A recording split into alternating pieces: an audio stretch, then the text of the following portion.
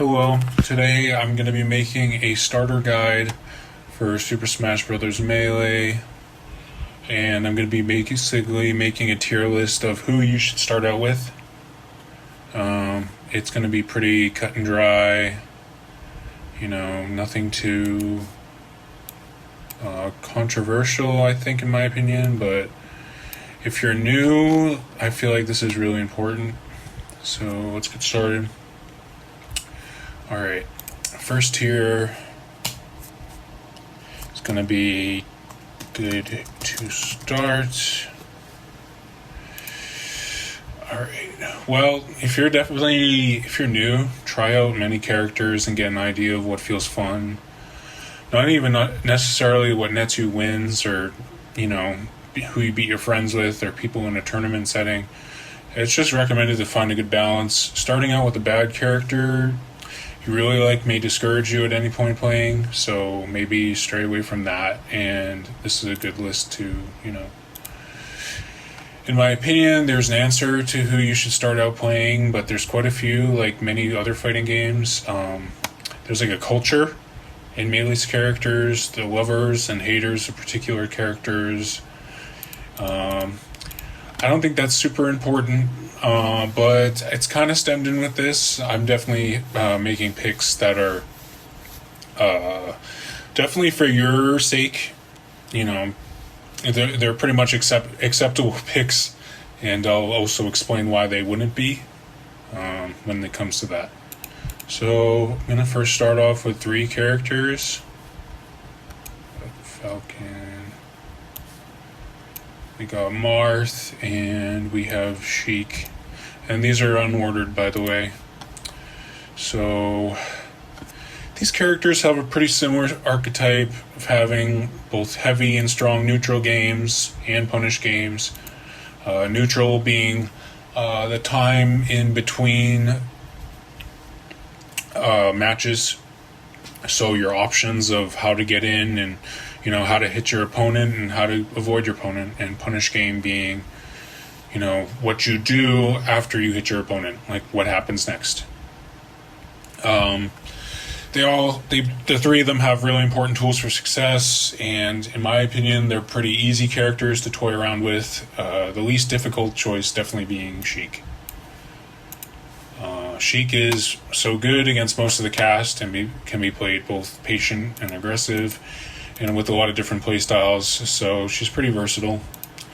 And then we have Marth. Marth has an amazing grab and many things to do off of it. A really big sword with extra power on the tip, meaning you are rewarded for keep away and also precision. This character can also be played slow or like a medium fast paced.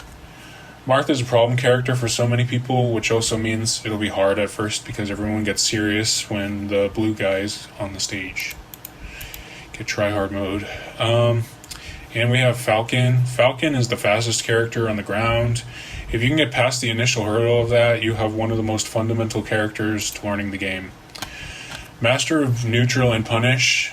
There's a caveat to that, though. You will suffer for getting hit or being off stage. Kind of imagine it as a handicap, and learning to play around this will make you significantly better at the game, in my opinion. So if you've watched Melee before, you probably know of Mr. Fox. I haven't talked about Mr. Fox yet because I think Mr. Fox is very hard. I've been playing for 8 years, and I think he's really fucking hard. If you are brand new, I wouldn't. I really would not. Maybe give it a few weeks or a few months of playing consistently with different characters. You got the most popular character and also the best character, that is Mr. Fox, but he also suffers from dying early and being a character that everyone knows how to play against. In some aspects, for your ego and your enjoyment, just be patient and keep it slow for now. The skill ceiling for Fox is pretty damn high, and no one talks about it because it's normalized. People lose their hands over this game, fucking switching the box controllers because of that, which makes sense, because if you've seen Fox before, you'll understand why, and I won't stop you from switching off this video and watching Fox gameplay, but, yeah, nice rock. And, oh, shit. And here's Fox. In my opinion, not yet. I think the same goes for Falco. Falco is annoying and amazing, but he's also the glass cannon of the game. That's very technical. Major kill power and can die getting touched just a few times. So for new players, having all that power is great, but dying so early it kind of sucks. I don't think the skill ceiling is high as Fox, but still, give it some time. Another problem with Falco, I think, is playing Falco gives you something that the community calls bird brain. It kind of makes you really smart in some ways, in some aspects, but also makes you really stupid. It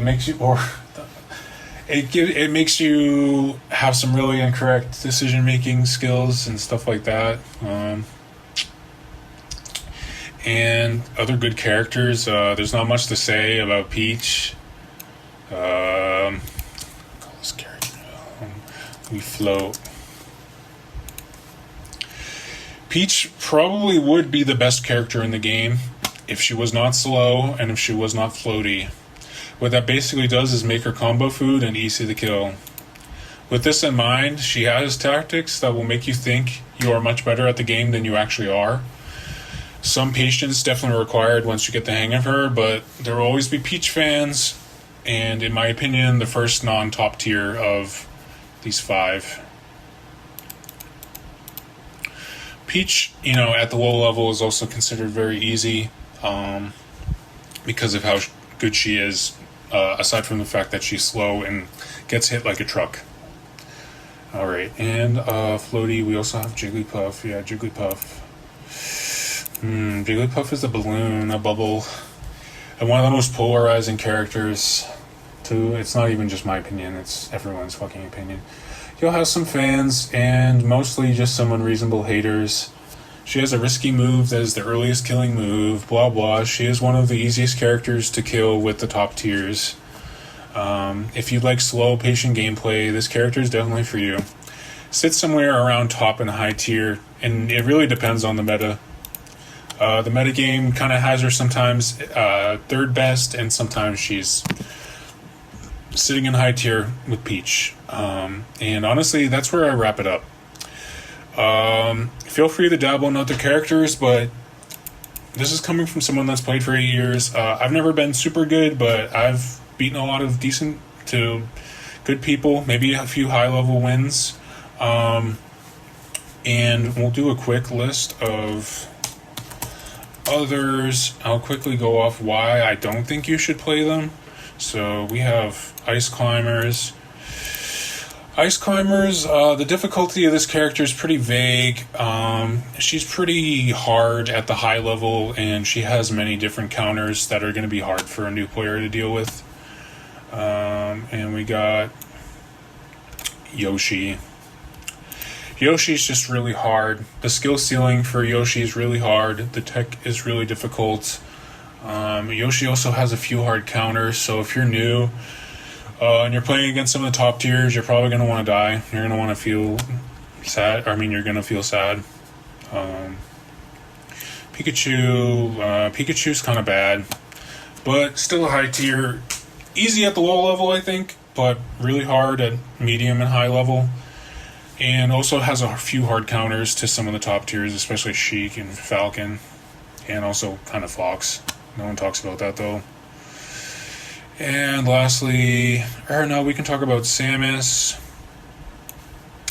Samus is really easy at the low level, I will say that, but I would say she's medium at the medium level and very hard at the high level. And she gets countered hard by a lot of characters.